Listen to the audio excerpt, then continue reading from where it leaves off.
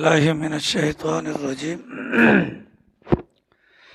بسم الله الرحمن الرحيم إن في خلق السماوات والأرض واختلاف الليل والنهار لآيات لأولي الألباب الذين يذكرون الله قياما وقعودا وعلى جنوبهم ويتفكرون في خلق السماوات والأرض ربنا ما خلقت هذا باطلا سبحانك فقنا عذاب النار ربنا إنك من تدخل النار فقد أخزيته وما للظالمين من أنصار ربنا إننا سمعنا مناديا ينادي للإيمان أن آمنوا بربكم فآمنا ربنا فاغفر لنا ذنوبنا وكفر عنا سيئاتنا وتوفنا مع الأبرار ربنا وآتنا ما وعدتنا على رسلك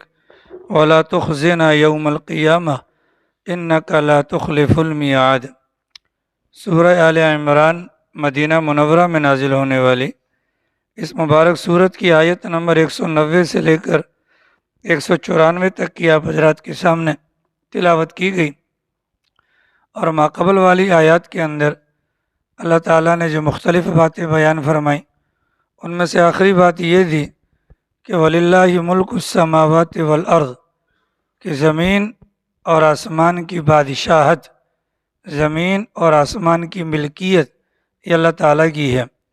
تو جب زمین اور آسمان کی بادشاہت اور ملکیت اللہ تعالیٰ کی ہے تو اب آگے اللہ تعالیٰ نے آج والی آیات مبارکہ کے اندر اپنی قدرت کی چند نشانیوں کو بیان کیا ہے، اور یہ جو قدرت کی نشانی اللہ نے بیان فرمائی ہے اتنی عام فہم ہے کہ ہر بندہ ان نشانیوں کو آسانی سے سمجھ بھی سکتا ہے، اور ہر بندے کی توجہ اگر ان نشانیوں کی طرف چلی جائے تو بغیر کسی اور کے بتلائے اس کے نتیجے تک پہنچ سکتا ہے۔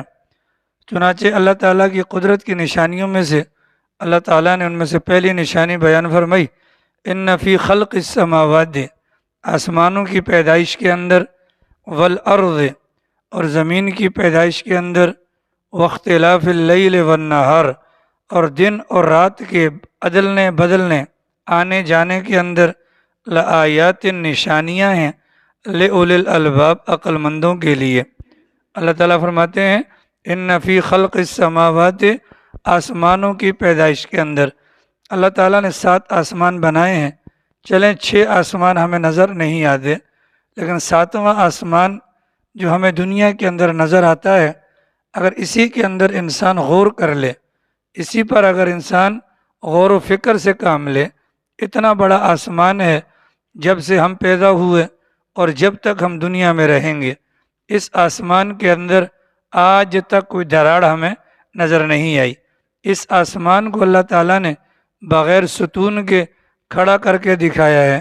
اس آسمان کو اللہ تعالیٰ نے روز اول سے لے کر آج تک، اور آج سے لے کر قیامت کی صبح تک اللہ کی ذات اس کو سہارا دیے ہوئے ہے، یہ اللہ کے حکم پر کھڑا ہے۔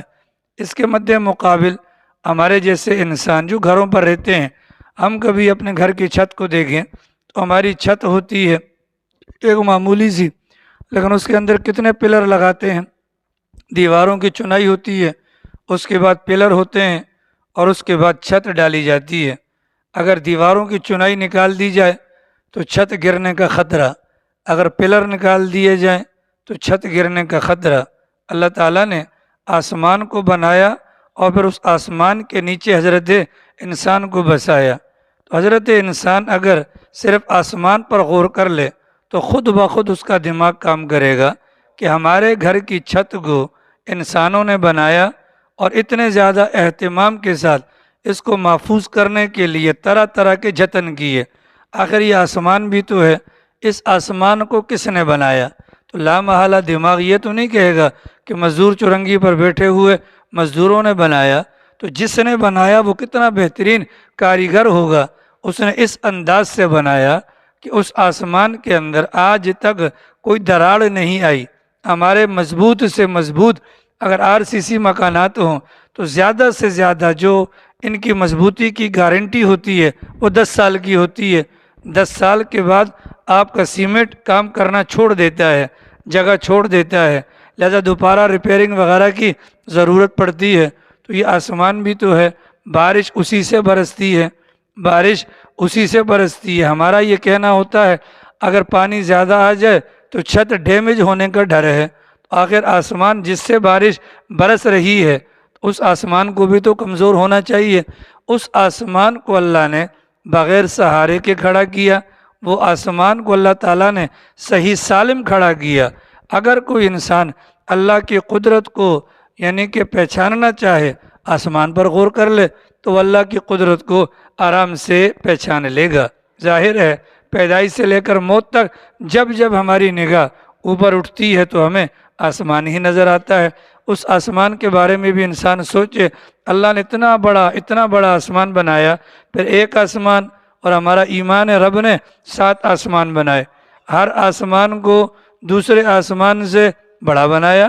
چنانچہ کتابوں کے اندر آتا ہے کہ پہلا آسمان دوسرے کے مقابلے میں، دوسرا آسمان پہلے کے مقابلے میں اتنا بڑا ہے کہ اگر دوسرے آسمان کے سینٹر میں اگر پہلا آسمان اٹھا کر رکھ دیا جائے تو ایسا لگے گا جیسے بہت بڑا گراؤنڈ ہو اور سینٹر میں فٹ بال ہو، ٹھیک ہے۔ پھر دونوں آسمانوں کی بڑائی تیسرے کے درمیان اگر رکھ دی جائے وہ بھی اتنا ہی ہوگا، وہ بھی اتنا ہی ہوگا۔ 7 کے 7 آسمانوں کو جمع کر کے اگر اللہ کے عرش کے اندر رکھ دیا جائے اس کی مثال بھی ایسی بنے گی۔ تو جس رب کا عرش اتنا بڑا ہے وہ رب کتنا بڑا ہوگا، اس رب کے حکم سے یہ آسمان قائم ہے، ٹھیک ہے۔ اگر کوئی انسان سوچے تو انسان کا دماغ جائے گا تو پھر انسان کو دائیں بائیں آگے پیچھے جھکنے کی ضرورت نہیں، بلکہ وہ کلمہ پڑھے گا کس کا؟ لا الہ الا اللہ۔ والارض، فرمایا زمین کی پیدائش کے اندر بھی۔ اب یہ زمین ہے، بظاہر ہمیں یہ زمین نظر آتی ہے، لیکن اسی زمین کے اندر آپ دیکھیں کہ اللہ تعالیٰ نے طرح طرح کی چیزوں کو پیدا کر لیا، اللہ تعالیٰ نے طرح طرح کی چیزوں کو پیدا کیا۔ اسی زمین پر ہمیں مٹی بھی نظر آتی ہے، ہمیں پہاڑ بھی نظر آتے ہیں، ہمیں درخت بھی نظر آتے ہیں، ہمیں دریا، ندیاں، نالے بھی نظر آتے ہیں۔ یہ سب کچھ اللہ نے زمین کے اندر رکھا ہے۔ پھر اللہ نے مٹی کے رنگوں کو مختلف کر دیا، ہاں کہیں کی مٹی کالی ہوتی ہے، کہیں کی مٹی سرخ ہوتی ہے۔ اسی مٹی سے اللہ نے انسان کو پیدا کیا، اس انسان کی طبیعت کے اندر، ان کے مزاج کے اندر، ان کی رنگت کے اندر اللہ تعالیٰ نے کتنا فرق رکھ دیا۔ تو یہ زمین کے اوپر اگر انسان غور کرے، حضرت آدم ساری انسانیت کے والد اور اماں حوا ساری انسانیت کی والدہ، لیکن ان دونوں کی پیدائش اللہ نے مٹی سے کی، تو گویا کہ ساری انسانیت کی پیدائش اللہ نے مٹی سے کی۔ لیکن اتنی ساری انسانیت کے مٹی سے، ایک ہی مٹی سے پیدا ہو جانے کے باوجود اللہ نے لوگوں کو مختلف رنگت کے اندر بنایا، کسی کو کالا، کسی کو گورا، کسی کو لمبا، کسی کو موٹا، کسی کو ٹکنا، کسی کو مرد، کسی کو عورت۔ اگر انسان زمین کے اندر غور کرے نا تو نتیجہ کیا ہوگا؟ انسان پہنچ جائے گا اللہ کی ذات تک۔ واختلاف اللیل والنہار، رات کا آنا اور دن کا جانا، یا دن کا آنا اور رات کا جانا، یہ بھی اللہ کی قدرت ہے۔ اللہ نے رات کو بنایا اور اللہ تعالیٰ نے دن کو بنایا۔ اس کے درمیان ایک بات سمجھ لیں، حضرت یوسف علیہ السلام کو بھائیوں نے کنویں میں ڈالا تھا، یاد ہے واقعہ؟ شام کے قریب ہی کنواں تھا، اس کنویں کے اندر حضرت کے بھائیوں نے ڈالا، اور یہ وقت تھا شام کا، یعنی ابھی رات آئی نہیں تھی، یعنی صبح کے وقت میں یہ گھر سے نکلے ہوں گے، تو دن کے وقت کے اندر یہ کارروائی ظالموں نے کی، اور شام کے وقت کے اندر، بلکہ قرآن کے حکم کے مطابق یہ عشاء کے وقت اپنے گھر پہنچے ہیں۔ تو جب یہ ساری کارروائی کر کے گئے، ارے یوسف علیہ السلام جو کنویں کے اندر تھے، ایک تو کنویں کے اندر اندھیرا تھا، کیونکہ وہ کنواں ایسا تھا کہ اس کنویں کے جنگل کا کنواں، تو ظاہر ہے کہ جب جنگل ہوگا تو درختوں کا سایہ بھی ہوگا۔ عام طور پہ گاؤں دیہات کے جو کنویں ہوتے ہیں، ایک وہ کنواں ہوتا ہے جو جنگل میں، تو وہ انتہائی زیادہ تاریک والا ہوتا ہے، اس کا پانی بھی کالا نظر آتا ہے، اور جو روشنائی کے اندر ہوتا ہے اس کی منڈیر پر جب دھوپ پڑتی ہے تو اس کا پانی بھی اندر سے سفید نظر آتا ہے، اور اس کی دیواریں وغیرہ بھی نظر آتی ہیں۔ تو جس کنویں کا انتخاب کیا گیا وہ جنگل کا کنواں تھا۔ حضرت یوسف کو جب اس کے اندر ڈالا گیا تو کنویں کی تاریکی کے اندر حضرت یوسف مبتلا ہو گئے۔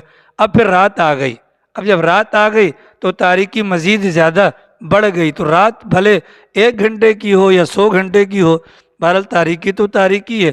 اس تاریکی کے بعد جیسے ہی روشنی آئی نا، اور یوسف علیہ السلام نے اس موقع پر یعنی رات کی تاریکی کے اندر روشنی کی آمد سے پہلے دعا مانگی تھی، اے اللہ اس رات کی تاریکی کو دور فرما دیجئے، اس رات کی تاریکی کو دور فرما دیجئے، اور اس مصیبت کے اندر جس میں مبتلا ہوں، قیامت کی صبح تک اگر کوئی بھی بندہ کسی بھی وجہ سے مصیبت کے اندر مبتلا ہو، اس کی مصیبت کو بھی دور فرما لیجئے۔ اللہ نے دونوں دعاؤں کو قبول کیا، رات کی تاریکی کو اللہ نے روشنی کے اندر تبدیل کر دیا، اور قیامت کی صبح تک آنے والے جتنے بھی غمزدہ ہیں، جتنے بھی پریشان ہیں، ان پریشانوں کے حق میں، مصیبت زدگان کے حق میں اللہ نے حضرت کی دعا قبول کی کہ بڑے بندہ کتنا ہی پریشان کیوں نہ ہو، رات آتی ہے تھوڑا سا لیٹے گا، صبح اٹھے گا بدن فریش ہوتا ہے، بھلے کتنا ہی بیمار کیوں نہ ہو، رات گزارے گا صبح اس کو کچھ نہ کچھ افاقہ لازمی ہوتا ہے۔ تو یہ حضرت یوسف کی دعا ہے، حضرت یوسف کی دعا ہے۔ تو رات اور دن کے آنے جانے کے اندر بھی قدرت نے کوئی نہ کوئی نشانی رکھی ہے۔ چنانچہ 24 دسمبر آتی ہے نا، دسمبر کی 24 آتی ہے، تو 24 دسمبر تک راتیں لمبی ہوتی رہتی ہیں۔ ابھی ہماری لمبی راتیں گزری نا، آج فروری کی کیا ہے، 7 تاریخ ہے، 24 دسمبر تک راتیں لمبی ہوتی رہتی ہیں اور دن چھوٹے ہوتے رہتے ہیں۔ پھر جب 22 جون آتا ہے اس کے بعد راتیں چھوٹی ہونا شروع ہو جاتی ہیں اور دن لمبے۔ کب؟ نہیں، مطلب 24 دسمبر تک راتیں لمبی ہوتی ہیں اور 22 دسمبر سے پھر دن لمبے ہونا شروع ہو جاتے ہیں، ٹھیک ہے، پھر دن لمبے ہونا شروع ہو جاتے ہیں۔ تو یہ رات اور دن کا لمبا چھوٹا کرنا یہ بھی اللہ تعالیٰ کی قدرت کی ایک نشانی۔ کوئی اور ہے؟ ہاں، کوئی اور ہے جو ایسا کر سکے؟ بولیے۔ ہم زیادہ سے زیادہ اندھیرے کا سامان کیسے کر سکتے ہیں؟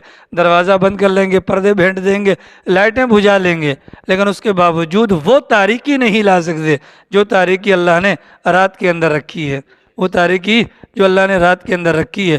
اور اس تاریکی کے اندر اور اس تاریکی کے اندر زمین آسمان کا فرق ہے۔ اس تاریکی میں جو خود ساختہ تاریکی ہے اس میں انسان کا دم گھٹتا ہے، اس تاریکی کے اندر انسان کو سکون آتا ہے۔ 20ویں سپارے کے اندر اللہ فرماتے ہیں کہ یہ جو رات اور دن ہے، تو یہ رات کو اللہ تعالیٰ نے جو بنایا بِلَيْلٍ تَسْكُنُونَ فِيهِ، کہ رات ایسی ہے کہ جس کے اندر تمہیں سکون آتا ہے۔ چنانچہ جتنی مخلوقات ہیں ان کو آپ دیکھیں کہ مغرب کے بعد ان پر غنودگی طاری ہو جاتی ہے، ہوتی ہے کہ نہیں؟ واحد انسان ہے کہ جو رات کو 12 بجے کے بعد ہوٹلوں پر بیٹھتا ہے، باقی کوئی کتا شتا آپ کو سارے سور جمائیاں لے رہے ہوتے ہیں، کتے بھی کیا کر رہے ہوتے ہیں؟ جمائیاں لے رہے ہوتے ہیں۔ ایک حضرت انسان ہے اور وہ کوئٹہ وال کا ہوٹل ہے، حضرت انسان ہے اور کوئٹہ وال کا ہوٹل ہے۔ یہ آپ چلے جائیں اپنا اس پر ہائی وے پر، خان جی، بابا جی، فلاں فلاں، ان ہوٹلوں پر آپ کے لیاری کے شرفا پوری رات بیٹھے رہتے ہیں۔ آ رہی سمجھ میں؟ حالانکہ پیغمبر علیہ السلام کی سختی کے ساتھ تعلیم ہے کیا کہ رات عشاء کا وقت ہو جائے، نماز پڑھ لو، بسم اللہ پڑھ کے دروازوں کو بند کر دیا جائے۔ دینی محافل کے علاوہ کسی اور کام کے اندر لگنا یہ جائز نہیں ہے۔ تو سوال یہاں سے ہائی وے جانا، وہاں پر موج مستیاں کرنا، یہ جائز ہوگا؟ نہیں ہوگا۔ فرمایا آیاتن، زمین کی پیدائش ہو، آسمان کی پیدائش ہو، رات اور دن کا آنا جانا ہو، اس میں نشانیاں ہیں لِأُولِي الْأَلْبَابِ، کس کے لیے؟ عقل مندوں کے لیے۔ کس کے لیے؟ عقل مندوں کے لیے۔ جو عقل مند ہوگا ان کے اندر نشانیوں کے اندر غور کرے گا، اللہ کی ذات تک پہنچ جائے گا۔ پھر آگے والی آیت کے اندر اللہ تعالیٰ نے عقل مندوں کی نشانیاں بتائیں۔ ما قبل والی آیت کے اندر اللہ نے اپنی قدرت کی نشانیاں بتلائیں، اب عقل مندوں کی نشانیاں۔ الذین، عقل مند وہ ہیں، الذین، عقل مند وہ ہیں، الذین، سارے بولو نا بھیا، عقل مند وہ ہیں، الذین، عقل مند وہ ہیں، الذین، عقل مند وہ ہیں، الذین، عقل مند وہ ہیں، یذکرون اللہ، جو اللہ کو یاد کرتے ہیں، جو اللہ کو یاد کرتے ہیں۔ مطلب اللہ کو یاد کرنا کئی طریقے سے ہو سکتا ہے۔ آدمی تسبیح پھیرے تو بھی اللہ کو یاد کرے گا، اور انسان تلاوت کرے گا تو بھی اللہ کو یاد کرے گا۔ انسان کوئی بھی نیکی کا کام کر لے تو اللہ کو یاد کرنے والا ہوگا۔ لیکن قیاد اللہ کو کیسے کریں گے؟ مطلب اللہ میاں کی طرف سے جو عقل مندی کا سرٹیفکیٹ ملے گا، کس صورت میں؟ اللہ کو خالی صبح نہیں، خالی شام کو یاد نہیں کرنا، بلکہ قیاماً کھڑے ہونے کی حالت میں، وقعوداً بیٹھنے کی حالت میں، وعلی جنوبہم پہلو پر لیٹنے کی حالت میں۔ اللہ نے 3 حالتیں بتلائی ہیں، لیکن مراد یہ 3 حالتیں نہیں، بلکہ عقل مند وہی ہیں جو ہر حال میں اللہ کو یاد کرتے ہیں۔ جو ہر حال میں اللہ کو یاد کرے گا وہ بندہ اللہ کو یاد کرنے والا بننے کی وجہ سے عقل مند سمجھا جائے گا، اور جو عقل مند ہوگا وہ آسمانوں پر بھی غور کرے گا، زمین پر بھی غور کرے گا، اور کائنات کے ذرے ذرے پر وہ غور کرے گا۔ عقل مند کون ہوتا ہے؟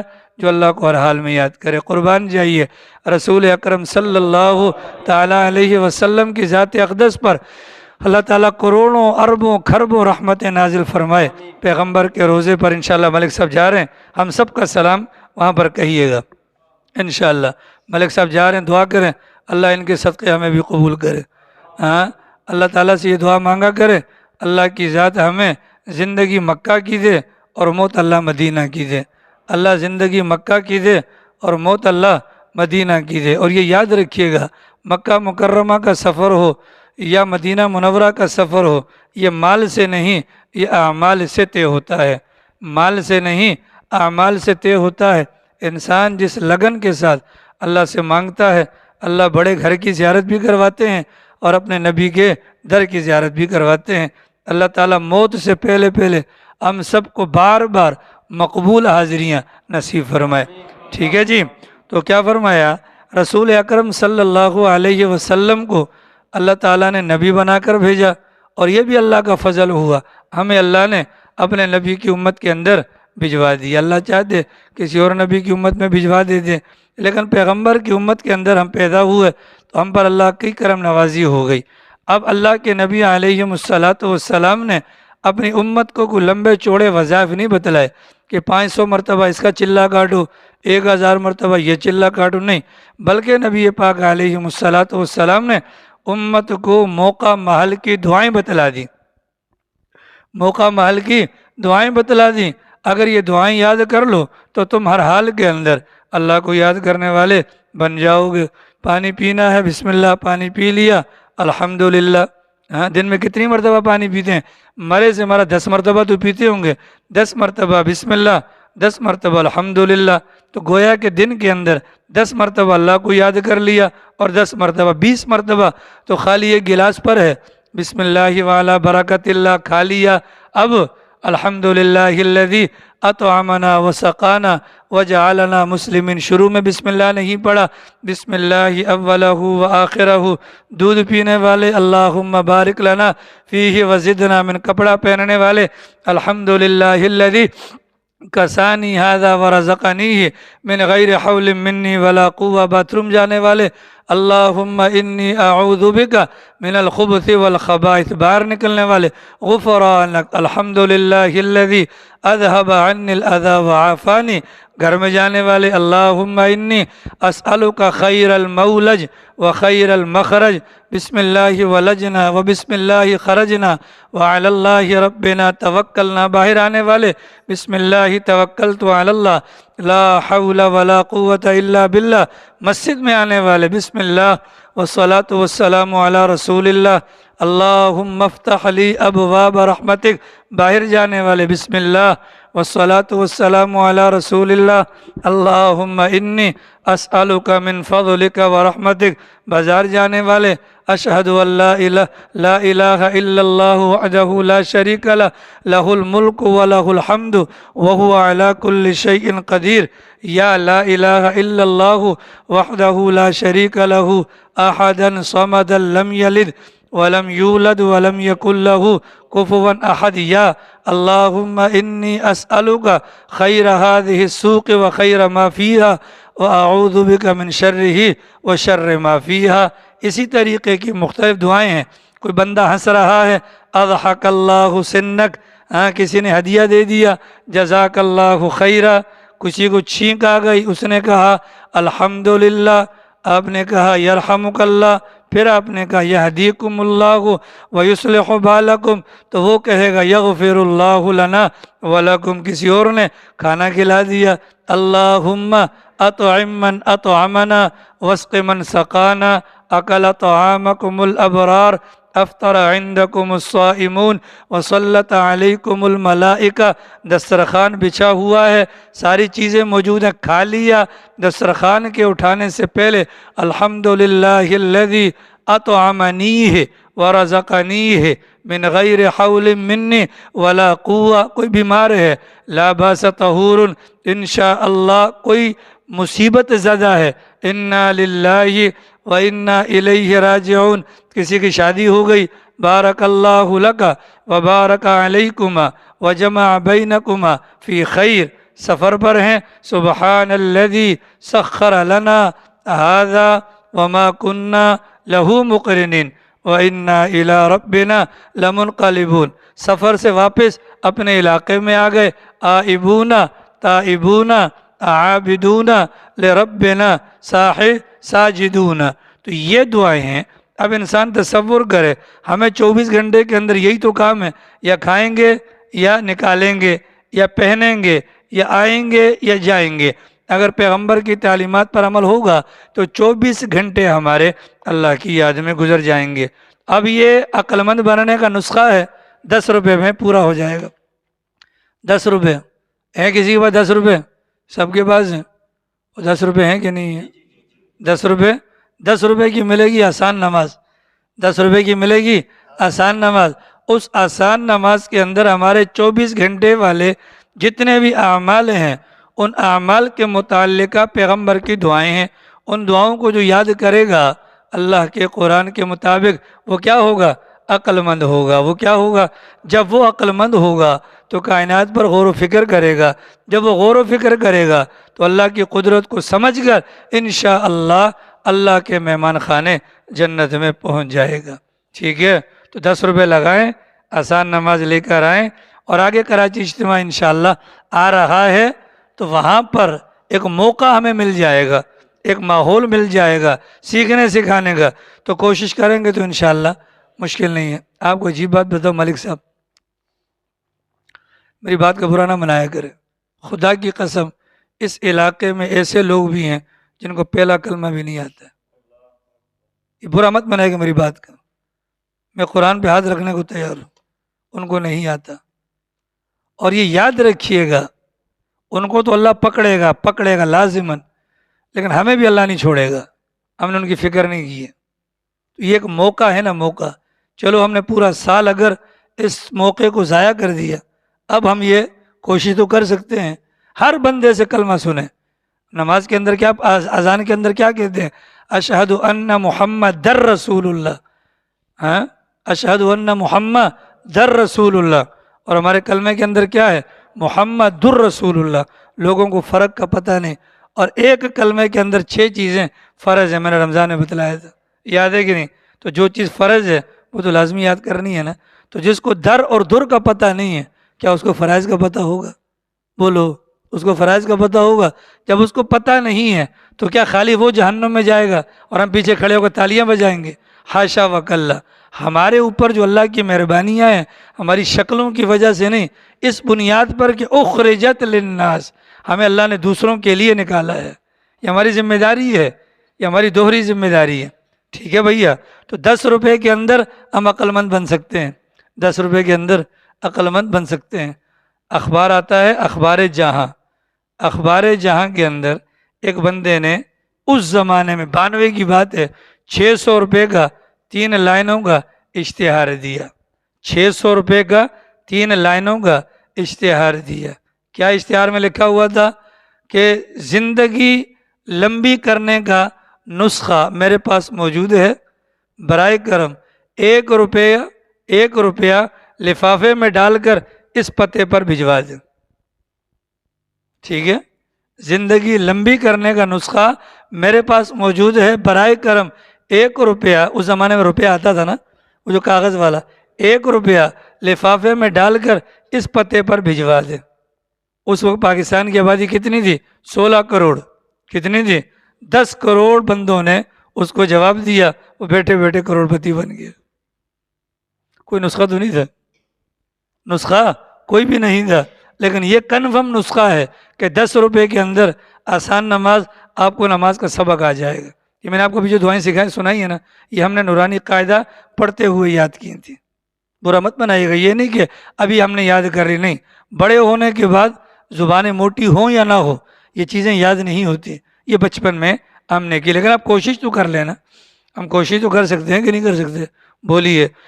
تو فرمایا کہ وہ اللہ تعالیٰ کو یاد کرتے ہیں کھڑے ہوئے، بیٹھے ہوئے، لیٹے ہوئے۔ وَيَتَفَكَّرُونَ فِي خَلْقِ السَّمَاوَاتِ وَالْأَرْضِ، غور و فکر کرتے ہیں زمین اور آسمان کی پیدائش میں، تو ان کا دل آواز دیتا ہے ربنا۔ ظاہر اس نے اپنے گھر کی چھت دیکھی ہوئی ہے نا، تو گھر کی چھت کیوں بنائی ہے؟ تاکہ ہم گرمی سے بچ جائیں، سردی سے بچ جائیں، ڈاکوؤں سے بچ جائیں۔ تو جب کائنات کے اندر وہ غور و فکر کرتا ہے، اس کا دل کہتا ہے ربنا ما خلقت ھذا باطل، ہے اللہ، جب ہم اتنے سے کوئی بیکار کام نہیں کرتے، تو اتنا بڑا ہے، اتنی بڑی کائنات کو تو نے بیکار پیدا نہیں کیا ہوگا۔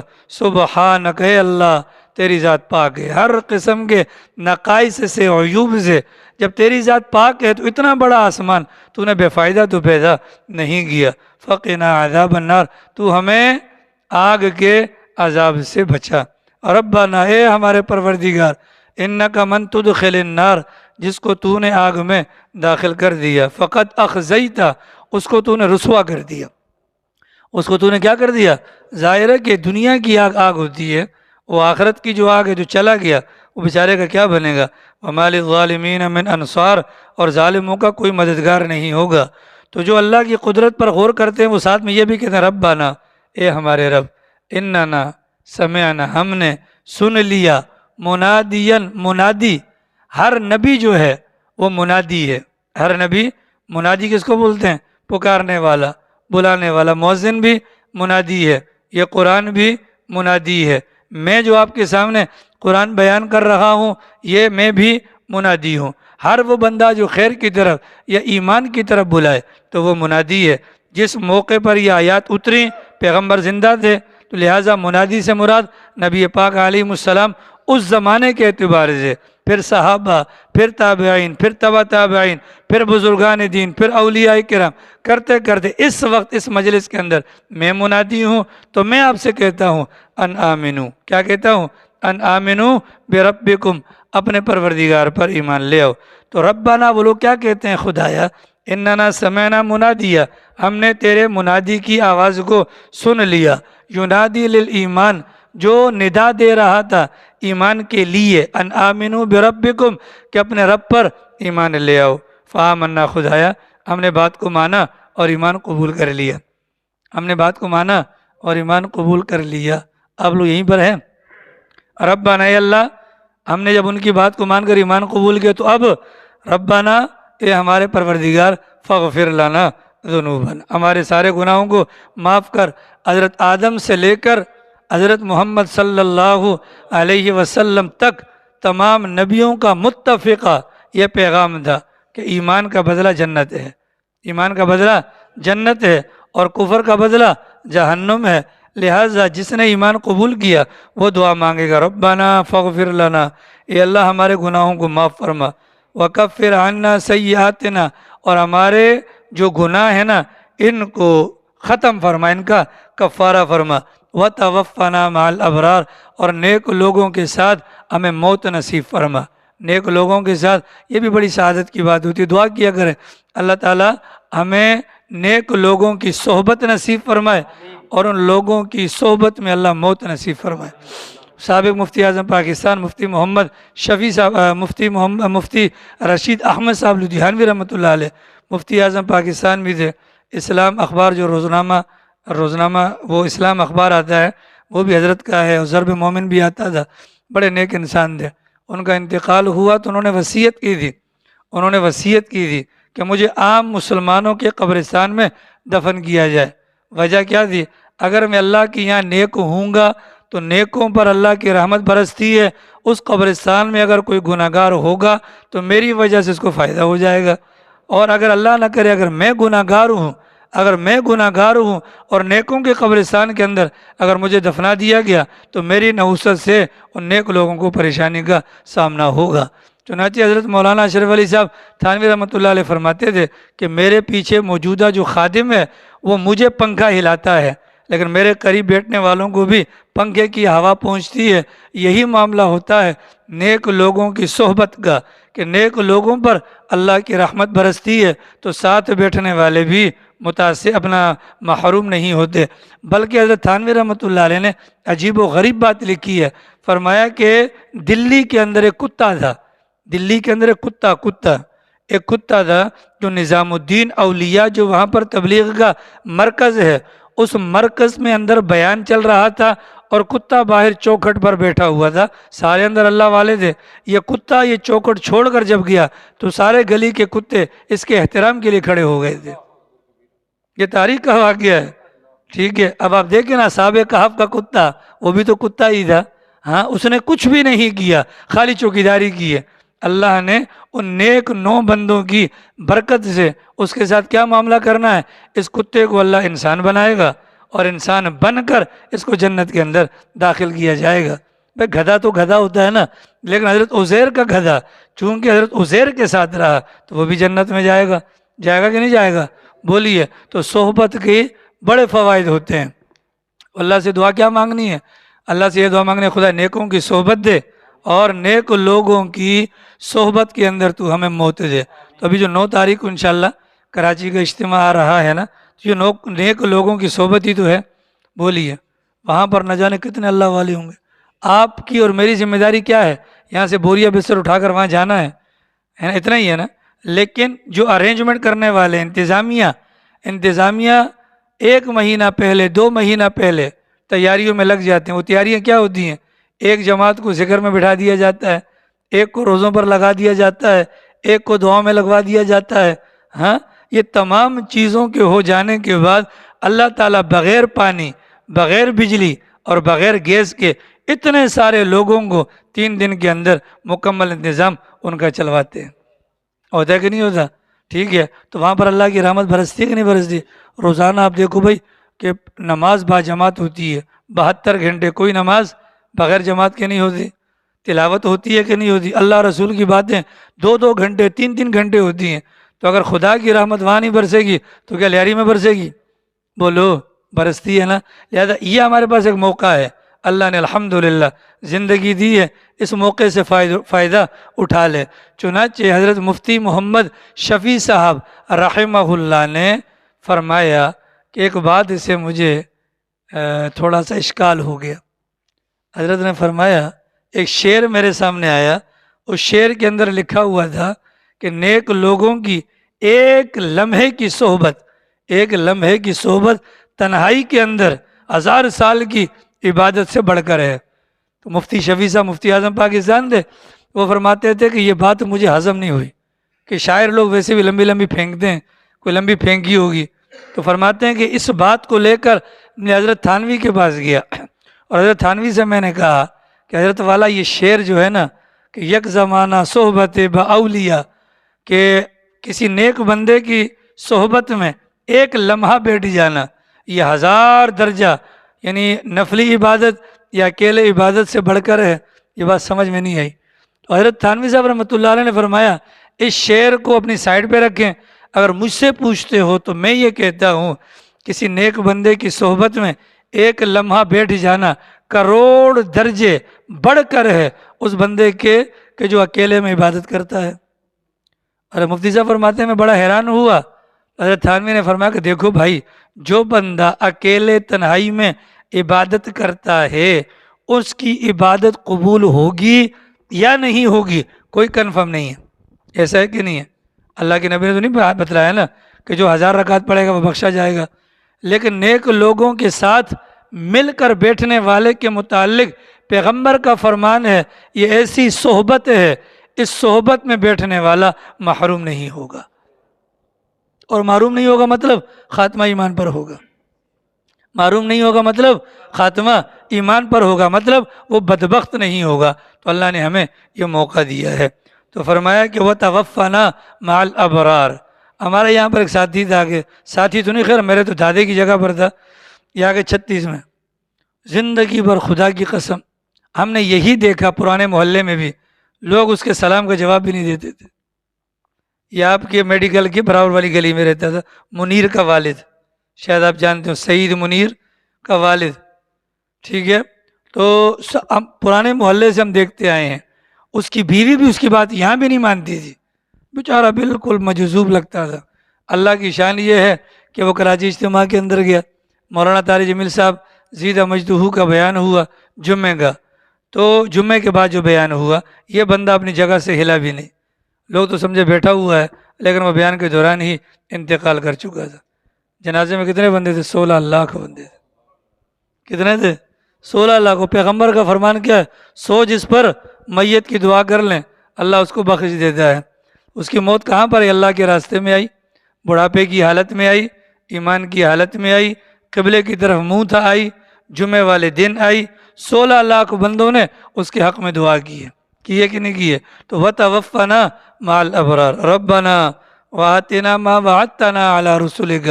اور جو کائنات میں غور کرتا ہے ساتھ میں یوں بھی دعا کرتے ہیں، ہمارے پروردگار وَآتِنَا مَا وَعَدتَّنَا، تو ہمیں دے وہ چیز جس کا تو نے وعدہ کیا ہم سے، عَلَىٰ رُسُلِكَ، اپنے رسولوں کے ذریعے سے۔ وہ کیا ہے؟ اللہ کی رضا ہے اور جنت ہے۔ وَلَا تُخْزِنَا يَوْمَ الْقِيَامَةِ، قیامت کے دن کی رسوائی سے تو ہمیں بچا لیجئے۔ اِنَّكَ لَا تُخْلِفُ الْمِيعَادَ، بلا شبہ اب وعدہ خلافی نہیں کر دے، ٹھیک ہے۔ تو اللہ تعالیٰ سے ہم بھی یہ دعا مانگا کریں، یہ الفاظ یہ یاد کریں، آیت نمبر 191 کو یاد کریں، 92 کو یاد کریں، 93 کو یاد کریں، اور یہ دعا ترجمے کے ساتھ اگر پڑھتے رہیں گے تو اللہ کی ذات سے امید ہے ہمیں فائدہ ہوگا۔ اللہ تعالیٰ توفیق عمل نصیب فرمائے، باقی انشاءاللہ کل